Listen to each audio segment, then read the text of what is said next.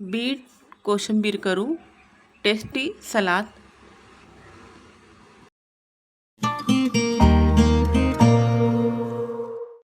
नमस्कार मंडळी, welcome to निराली माय चॅनल।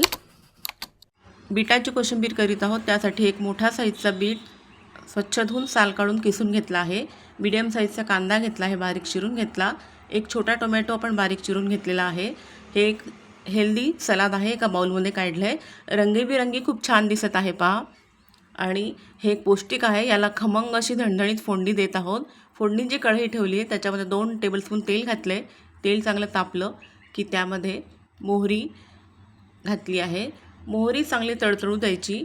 मोहरी तडतडली चांगली की ती फोडणी छान बसते। तुम्ही भाजी करा, आमटी करा, कोशिंबीर काही आपण त्याला फोडणी देतो, त्यावेळेला मोहरी चांगली तडतडली की फोडणी छान बसते।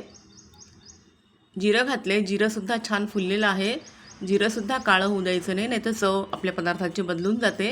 पाव चमचा हिंग घातला आहे आणि अर्धा चमचा हळद घातली आहे।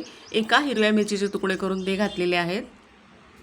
खमंग झणझणीत अशी फोडणी ती या कोशिंबीरीवर घालायची आहे। सर्व चांगलं मिक्स करून घेतलं आहे आणि ही फोडणी त्यावर घातलेली आहे।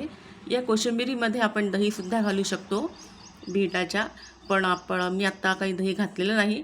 बीट चवीला गोड असतं, त्यामुळे मी साखर काही घातलेली नाही आणि चवीनुसार मीठ त्यामध्ये घातलेलं आहे। आणि ही झणझणीत अशी कोशिंबीर छान तयार झालेली आहे साईड डिश म्हणून, किंवा आपण भाजी नसेल तेव्हासुद्धा अशी कोशिंबीर करून खाऊ शकतो। वेट लॉससाठी सुद्धा खूप छान आहे।